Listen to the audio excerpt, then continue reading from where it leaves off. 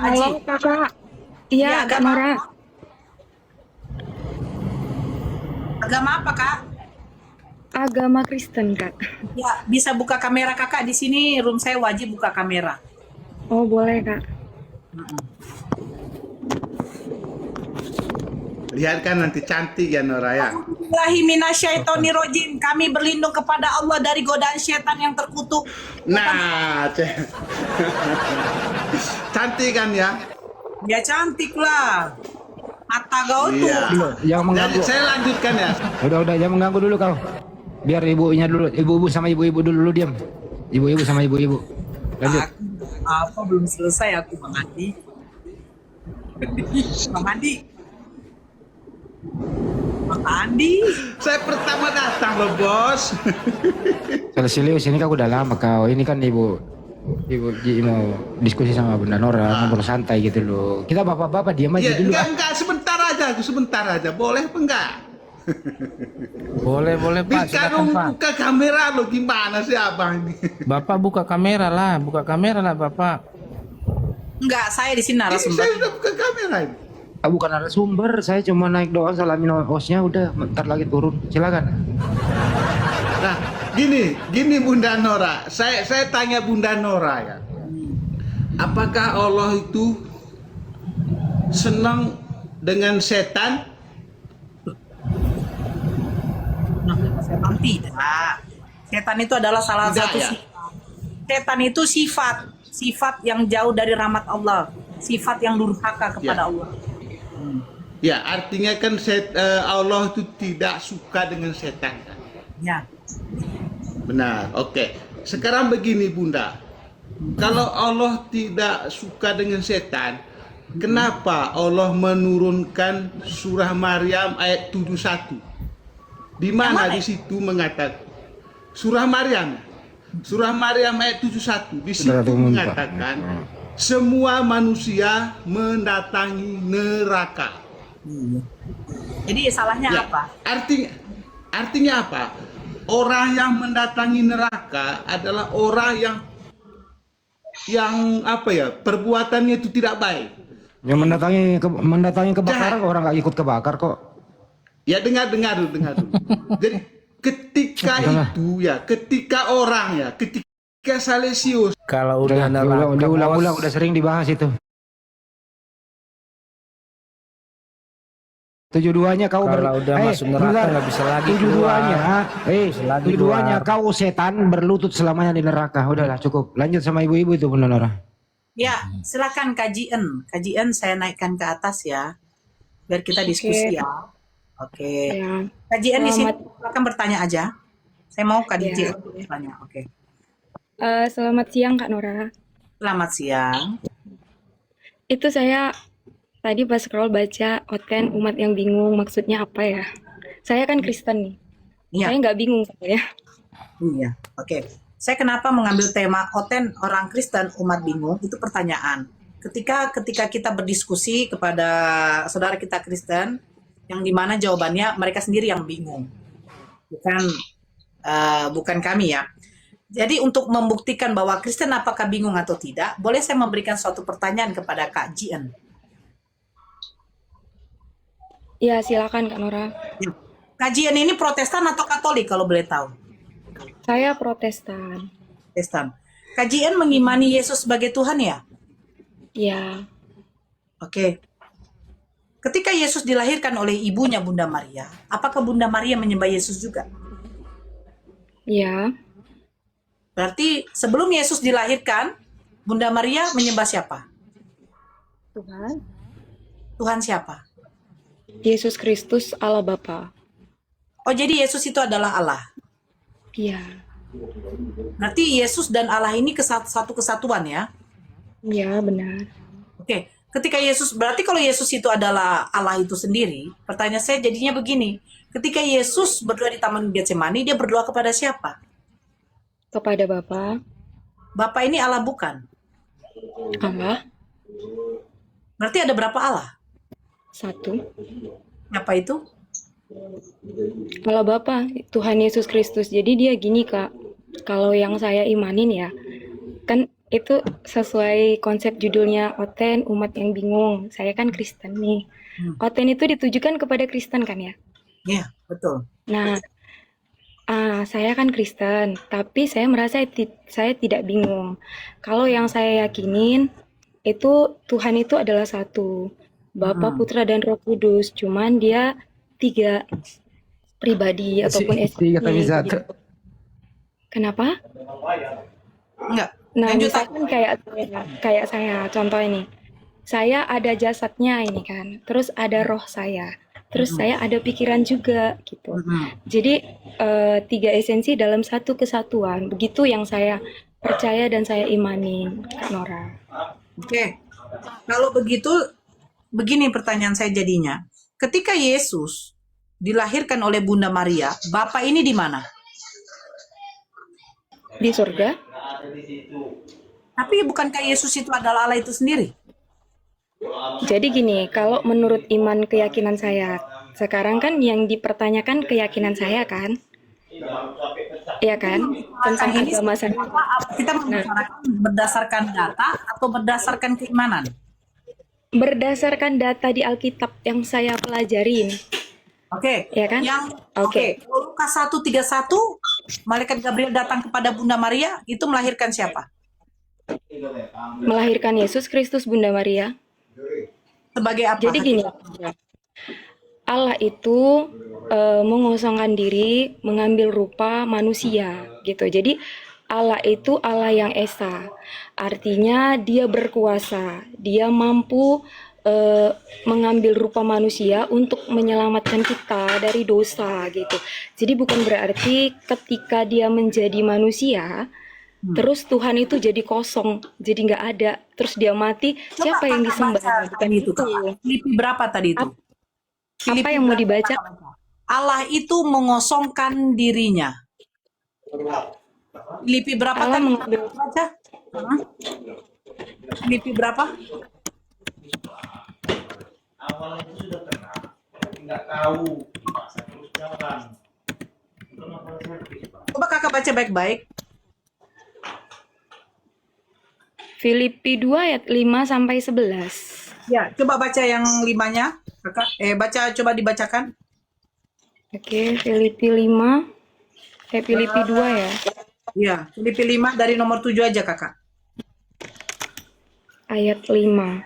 Hendaklah kamu dalam hidupmu bersama menaruh pikiran. Bentar. Tunggu ya, Kak.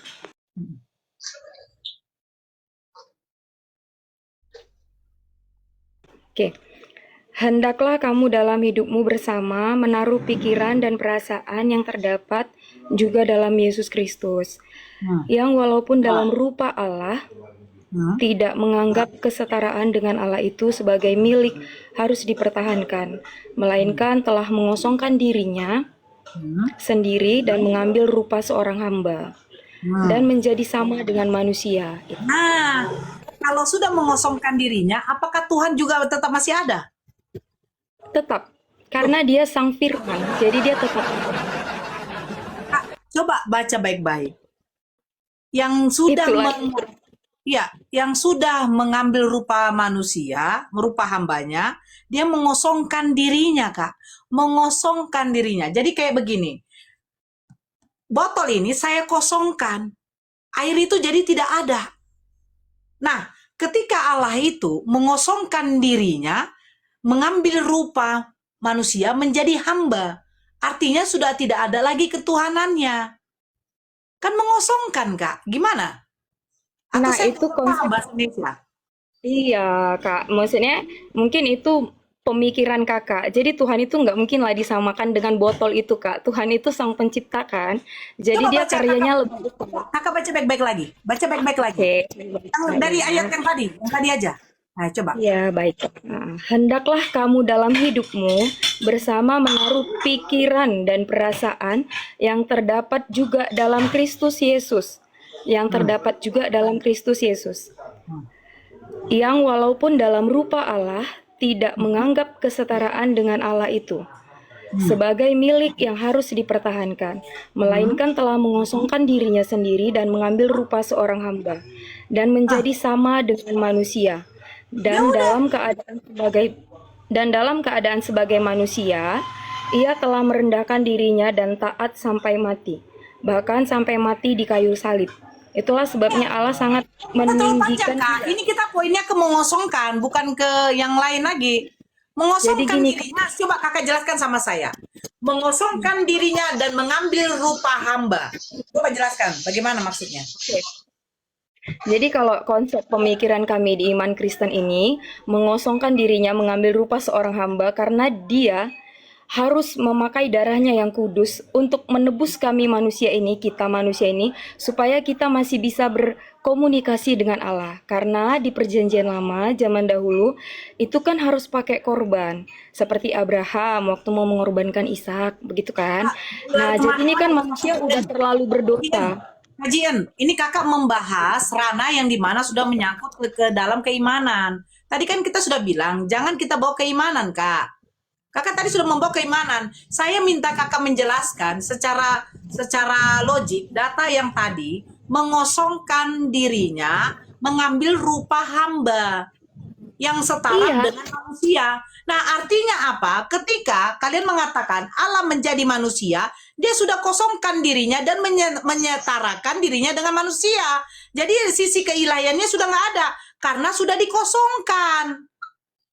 Kakak mengambil ke ranah iman. Kalau ranah iman ya saya tidak perlu tahu. Iyalah, Kak.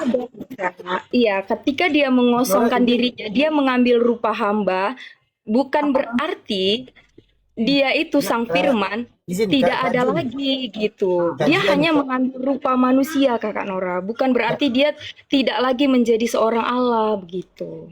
Kajian, aku mau konfirmasi dong. Jadi berarti Allah Bapa itu manusia?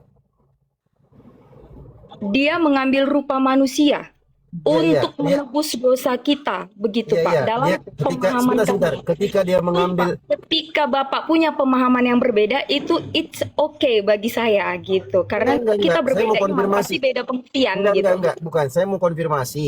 Ketika Allah Bapa itu mengambil rupa manusia, berarti dia jadi manusia. Iya, dia jadi manusia. Oke, coba itu di mana itu tertulis? Tadi yang kakak baca itu. Filipi 2. Oke, Filipi 2 ya. Itu Paulus yang tulis ya. Coba coba kakak baca Bilangan 23:19 coba. Tuhan bukan manusia, sehingga dia berdusta. Saya cuma mau konfirmasi ya kak ya. Saya nggak ganggu imannya kakak. Cuma mau konfirmasi aja.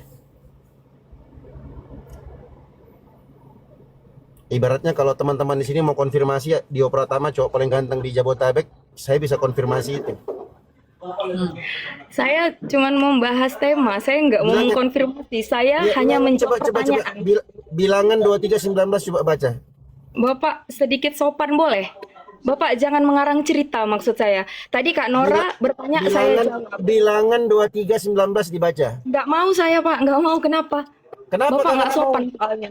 Karena Bapak nggak sopan, lebih sopan Kak Nora. Dia bertanya, saya menjawab. Bapak nggak sopan, datang-datang nggak menghakimi. sopannya di mana? Di Nggak mana sopannya di kesopanan mana? Bapak? Nggak Bapak sopannya bilang di mana? tadi Coba jangan tanya. mengkonfirmasi ini. Saya nggak mengkonfirmasi apapun. Di Bukan, situ Bapak menghakimi mau saya. konfirmasi, Anda mengatakan Bapak bilang jangan mengkonfirmasi. Tolong sebentar. mengkonfirmasi. Anda mengatakan Nah, jangan gitu, Allah Pak. Bapa itu Saya kan manusia. hidup dengan etika dan sopan Jadi saya santun. konfirmasi, Anda baca Bilangan 23:19. Saya mau konfirmasi. Sama nggak? Coba baca. Bapak saja yang baca. Saya nggak mau komunikasi dengan Bapak. Saya mau komunikasi dengan Kak Nora. Kenapa takut baca? Nah, inilah buktinya sesuai dengan judul Oten itu umat bingung. Saya tidak takut membaca, Pak. framing Saya lagi, tidak takut framing. membaca. Nah, Tidak. coba berani baca Saya nggak? tidak takut membaca. Coba dibaca Bilangan Berani? 23:19 Kenapa saya baca. nggak? Dibaca Bilangan 23:19 baca. Kenapa Anda tidak berani baca? Itu menunjukkan Anda bingung. Anda sudah tahu Allah bukan manusia. Tidak, Allah itu manusia. Lah, baca Gitu. Bilangan Allah 23:19. itu 100% baca. Allah yang Coba menciptakan Anda langit dan baca. bumi dan dia 100% manusia. Kakak baca Bilangan 23:19 dibaca coba. Oke, saya baca. Tapi Ya. Bapak tolong yang sopan ya. Jadi orang tua yang sopan ya. Bilangan 23 ayat berapa Bapak? 19. Oke, baik saya baca. Baca. Ayat 19. Allah bukanlah manusia sehingga ia berdusta, bukan anak manusia sehingga ia menyesal. Masakan ia berfirman dan tidak melakukannya, atau berbicara dan tidak menepatinya. Ketahuilah, dapat perintah untuk memberkati. Apa yang salah dengan ayat itu, Pak? Bang Dio, Tadi di Filipi dulu bentar ya. Bang Dio, maju dulu bentar. Oke. Tadi kakak bilang Allah itu manusia berdasarkan Filipi. Di bilangan 23:19 Allah bukan manusia. Pertanyaan saya, yang mana yang benar? Filipi atau bilangan? Sama-sama benar dua-duanya. Allah itu manusia. Kontradiksi dong. Tidak kontradiksi karena dia mengosongkan diri. Di sini kan Bapak bilang Allah bukan manusia sehingga dia tidak berdusta kan Pak? Tidak berdusta. Ketika Allah mengambil rupa manusia sebagai Yesus, dia Berdusta tidak dong pernah dia. berdusta. Ya udah. Bahkan dia suci, Oke. dia tidak berbohong. Nah, kalau Anda katakan di sini dia katakan Allah itu bukan manusia sehingga ia berdusta, bukan anak manusia. Sehingga ia menyesal. Dia bukan manusia, makanya dia nggak seperti itu. Kalau kakak mengatakan Allah itu manusia, berarti dia bisa menyesal, dia bisa berdusta seperti manusia. Nah, kenyataannya ketika Yesus mengambil rupa manusia, dia tidak pernah menyesal. Di mana ayatnya dia menyesal? Tidak ada. Dia itu Allah yang benar. Bahkan dia menunjukkan kealahannya ketika dia melakukan berbagai mujizat dan memberitakan kabar Injil kebenaran Tuhan. Dia menggenapi apa yang tertulis dalam kitab Taurat. Bagaimana kakak kompromikan antara dua ayat yang kontradiksi? Satu mengatakan Allah manusia, satu mengatakan Allah bukan manusia. Bagaimana kakak kompromikan? Itu tidak kontradiksi, Bapak. Bapak yang kontradiksi memahaminya. Jelas tertulis Allah bukan manusia. Lah, sambungannya kan ada Bapak kan? Ya. Allah bukan manusia sehingga ia Ya. berdusta. Allah Ya. berarti nggak pernah berdusta. Selama Yesus mengambil rupa Kalau manusia, kita- dia tidak pernah berdusta. Allah Iya. bukan manusia sehingga ia berdusta. Artinya, kalau dia manusia, dia bisa berdusta seperti manusia. Iya, kenyataannya Ya. Yesus itu tidak pernah berdusta. Gitu, Pak. Ya. Kalau Bapak Anda yang katakan coba Allah memahami. itu sebentar. Tuh. Begini loh Kak, kalau kakak meyakini Allah Mana, itu Pak? manusia, gimana sih? Iya. Kalau kakak meyakini Allah itu manusia, berarti Allah itu Kok di bisa tempatku berdusta. macet ya? Pak, bentar, Dengar. yang macet siapa, Pak? Saya itu Bapak ya. Kok saya agak go gitu apa sinyal saya ya? Gimana, Pak? Coba Bapak ulang ngomong boleh, Pak? Maaf ya, Pak. Karena tadi memang nganggo-nganggo gitu. Mungkin sinyal saya ya. Kalau kakak meyakini Allah itu manusia, berarti Pak. dia bisa berdusta seperti manusia bisa berdusta. Makanya di Tidak, bilangan, dengar dulu lah, santai. Oke, boleh. Makanya di bilangan 23:19 itu dikatakan Allah bukan manusia sehingga ia berdusta. Karena yang bisa berdusta itu manusia. Sekarang ketika kakak mengatakan, oh berarti Filipi benar, ucapan Paulus itu benar, Allah jadi manusia. Sedangkan di bilangan 23:19 Allah bukan manusia, itu kontradiksi kakakku. Itu kontradiksi. Satu contoh saya bilang begini, Kak Jian ini cantik. Ada orang bilang, Hari Anja bilang enggak, Jian enggak cantik. Antara cantik dan tidak cantik itu kontradiksi kakakku. Sama seperti sini, antara manusia dan bukan manusia. Itu kontradiksi. Nah, makanya saya tanya, cara kakak mengkompromikan kontradiksi itu seperti apa? Jadi begini tuh Bang, Bisa kalau saya di jawab, bilangan Pak? itu Bang, kalau di bilangan itu Allah Bapa, ya. Kalau di Filipi itu Firman, Yesus Putra Anak. Berarti Bang Haryanja beda sama Kak Jian. Iya. Udah dia. Ya udah kalian cocokkan dulu, nanti saya masuk. Kalian dua dulu cocokkan. Enggak, karena Bapak Laga kontradiksi Bapak bilang kan. Sebentar ya, Bang Haryanja. Kak Jian, yang Allah Bapa yang jadi manusia itu Allah Bapa bukan? Bapak tanya saya, Iya. Kakak Jian. apa itu, Pak, Allah pertanyaannya? yang jadi manusia itu Allah Bapa bukan? Iya, benar. 100 bentar, Allah. bentar, stop. Ya. Bang Haryanja bilang tadi apa? Bukan Allah Bapa. Gimana, Bang Haryanja? Abang mau diskusi sama Yang Kak Jian? enggak, ini kan yang jadi manusia itu firman, Pak, firman. Bukan itu yang Firman. kita bahas. Aduh ya, begini nggak nyambung abang Firman, ini. Makanya firman makanya itu yang abang jadi manusia, bukan Allah Bapa yang jadi manusia, firman. kamu bilang firman, Kak Jian bilang Allah Bapa. Kalian berdua diskusi dulu biar Itu nyambung. split tonggo itu, Pak, yang kepleset tuh. Hmm. Gini, Bapak, udah siap Bang Haryanja, saya boleh jawab? Saya. Oh, dia. Oh, oke, dia. Enggak. Maksudku, Kak Jian kan beda nih sama Bang Haryanja. Sama-sama Kristen. Oke. Dicocokkan dulu, baru nanti diskusi sama saya. Maksudnya Beda. ditutup dulu topiknya itu, Pak, ya, ditutup ya, selesai topiknya ya. Maksudnya kok beda? Saya enggak. Saya mau menjelaskan, Pak. Gini, yang di Bilangan sama yang di Filipi tadi kan, Pak. Jadi gini, Pak. Kalau yang Bapak ceritakan Allah bukan menjadi manusia. Jadi gini kan, Allah bukanlah manusia. Bapak kan menganggap ini kontradiksi dengan Allah mengambil rupa manusia. Benar kan, Pak? Ya. Iya kan? Nah, itu menurut pemahaman Bapak sehingga ia berdusta. Bukan anak manusia sehingga ia menyesal. Nah, di sini itu, Pak, maksudnya itu ketika dia mengambil rupa manusia, Allah yang sebagai Yesus Kristus itu, dia kenyataannya tidak pernah berdusta. Dia hanya mengambil rupa manusia untuk menyelamatkan manusia. Dia melakukan hal yang tertulis di dalam Bilangan ini, Pak. Dia tidak berdusta, terus dia tidak pernah menyesal. Kenyataannya hidup Yesus Kristus itu suci. Itu ada tercatat dalam kitab Yohanes 8 gitu, Pak. Yohanes 8 ayat 23. Nah, itu mengkonfirmasi bahwa Yesus itu adalah Allah yang benar gitu. Dia itu ketika ngambil rupa manusia itu, dia tidak bercacat sama sekali, tidak berdosa. Sampai ia menebus dosa kita dan kembali ke surga. Dia berasal dari surga, Pak. Yesus Kristus itu berasal dari surga. Dia dari atas.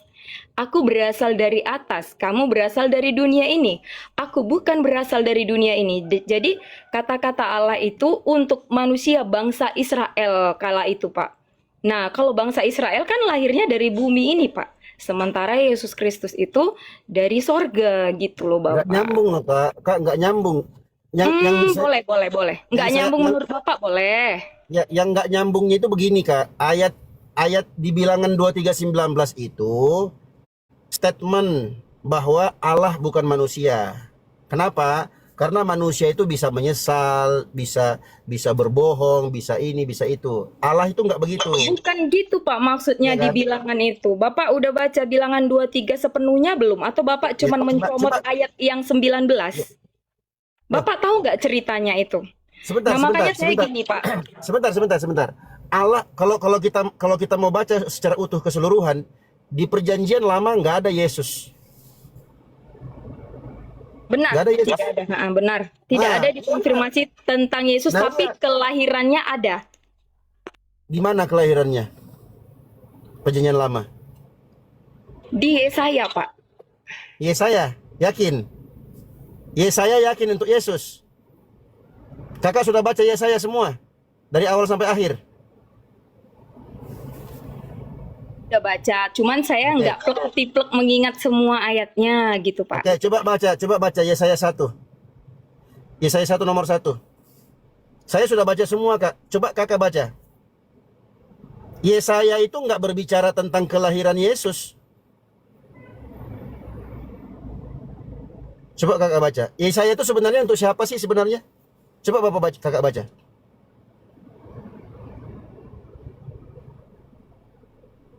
Tarik napas, Pak. Sambil minum aja, Kak. Santai.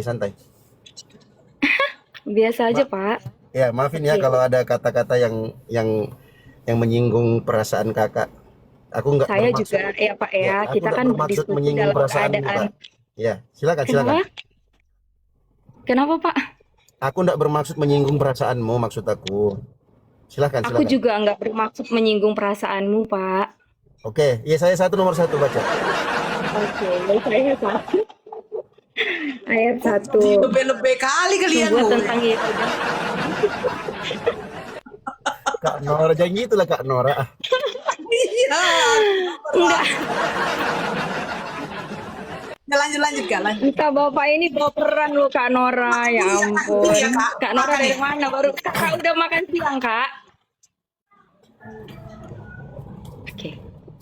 Nah, coba baca coba. Kalau memang benar. Assalamualaikum warahmatullahi wabarakatuh. Waalaikumsalam warahmatullahi wabarakatuh, Bang Kores.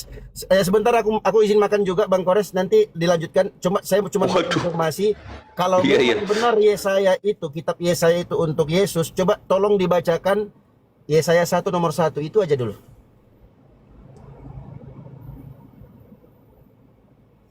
Oke. Yesaya 1 ayat 1. Penglihatan yang telah dilihat Yesaya bin Amos tentang Yehuda dan Yerusalem dalam zaman Uzia, Yotam, Ahaz, dan Hizkia, raja-raja Yehuda. Ada Yesus nggak di situ, Kak? Yesus itu kan dari keturunan Daud, dari Yehuda, Bapak. Ada Yesusnya? Nggak ada kan? Iya, ada. Ada. Pengaduan tentang bangsa ini yang mau dibaca ayat berapa? Yesaya 1 nomor 1. Pengaduan tentang bangsa yang tidak setia itu. Dengarlah hai langit, dan perhatikanlah hai bumi. Sebab Tuhan berfirman, Aku membesarkan anak-anak dan mengasuhnya, tetapi mereka memberontak terhadap aku. Ya, dia mengasuhnya. Dia membawa bangsa Israel keluar dari tanah Mesir, tapi hanya Yosua dan beberapa yang sampai ke tanah Kanaan, karena mereka lebih banyak memberontak. Begitu. Apa yang mau Bapak tanyakan dari ayat itu? Yang mau saya tanyakan, kan Kakak bilang di perjanjian lama nggak ada Yesus, tapi ada tentang kelahirannya. Terus Kakak sebut Ada. Yesaya. Kan Kakak sebut Benar, Yesaya. Yesaya 7 ayat 14. Itu bukan Yesus, Kak. Itu ada Yesaya keturunannya. 7 ayat 14. Pak, kalau saya meyakinin itu Yesaya 7 ayat 14. Kalau Bapak bukan, boleh. Kita kan memang beda agama, jadi beda pengertian gitu, Pak. Nggak masalah sih di saya gitu. Enggak, masalahnya begini. Yesaya 7 ayat 14 itu mengkonfirmasi, Pak, bahwa itu kelahiran nubuatan tentang Yesus Kristus. Sebab itu Tuhan sendirilah yang akan memberikan kepadamu suatu pertanda. Sesungguhnya seorang perempuan muda mengandung dan akan melahirkan seorang anak laki-laki, dan ia akan menamakan dia Immanuel. Nah, itulah Yesus Kristus, Pak. Perempuan muda itu Bunda Maria, Pak. Begitu. Oke. Immanuel yang dimaksud itu punya keturunan nggak, Kak? Tidak. Tidak punya keturunan. Tidak. Coba Kakak baca sampai nomor 25-nya. Itu sambungannya di Matius 1 ayat 22. Oh, jangan dong. Itu comot-comot Kenapa, namanya. Pak? Masih di Yesaya 7. Yesaya 7 ayat Dibaca tadi kan Kakak bacakan sampai 14. Nah, coba itu kan Yesaya itu kan Yesaya 7 kan sampai 25 itu, Kak. Coba benar. Kakak baca. Nah, coba Kakak baca. Oke. Sebab itu Tuhan sendirilah yang akan memberikan kepadamu suatu pertanda. Sesungguhnya seorang perempuan muda akan mengandung dan akan melahirkan seorang anak laki-laki, dan ia akan menamakan dia Immanuel. Ia akan makan dadi dan madu sampai ia tahu menolak yang jahat dan memilih yang baik. Sebab sebelum anak itu tahu menolak yang jahat dan memilih yang baik, maka negeri yang kedua rajanya engkau takuti akan ditinggalkan kosong. Tuhan akan mendatangkan atasmu dan atas rakyatmu dan atas kaum keluargamu hari-hari seperti yang belum pernah datang sejak Efraim menjauhkan diri dari Yehuda, yakni Raja Asyur. Sampai ayat 24. Pada hari 25, itu akan terjadi. 25. Tuhan bersuit. Sampai 25. 25. Iya, baca aja, Kak. Dan engkau tidak. Dan engkau orang-orang pergi ke sana terpaksa membawa anak-anak panah dan busur, sebab putri malu dan rumput belaka seluruh negeri itu. Dan engkau tidak berani pergi ke segala lereng gunung yang biasanya dicangkul, karena